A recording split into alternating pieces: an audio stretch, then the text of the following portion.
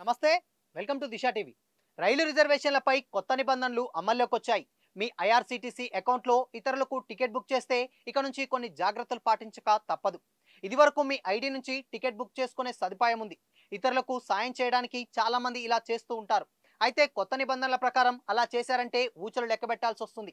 వ్యక్తిగత ఐడి నుంచి వేరే ప్రయాణికులకు ఆన్లైన్ టికెట్ బుక్ చేయడం ద్వారా నేరంగా ఐఆర్సీటీసీ పరిగణిస్తుంది. ఈ నిబంధనల ప్రకారం మీ ఖాతా నుంచి ఇతరులకు రిజర్వేషన్ టికెట్ బుక్ చేశారంటే 3 ఏళ్లు జైలు శిక్ష, 10,000 రూపాయల వరకు జరిమానా విధిస్తారు.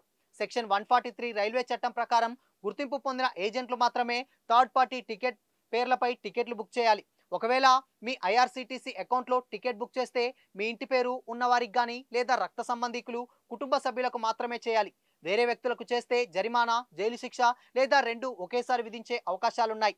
రైలు రిజర్వేషన్ టికెట్ ఇలా బుక్ చేసుకోవాలంటే ముందుగా ఐఆర్సీటీసీ వెబ్సైట్లోకి ఓపెన్ చేసి మీ అకౌంట్లోకి లాగిన్ అవ్వాలి. బుక్ యువర్ టికెట్ ఆప్షన్పై క్లిక్ చేయాలి. వెళ్లాల్సిన ప్రదేశం, ఎక్కడి నుంచి వెళ్లారనేది ఎంపిక చేసుకొని ప్రయాణించే తేదీని నమోదు చేయాలి. స్లీపర్ క్లాస్ లేదా ఏసీ ఎంపిక చేసి ఏ రైలు అందుబాటులో ఉందో చూసుకోవాలి. బుక్ నౌపై క్లిక్ చేసి ప్రయాణికుడి వివరాలు ఎంటర్ చేయాలి.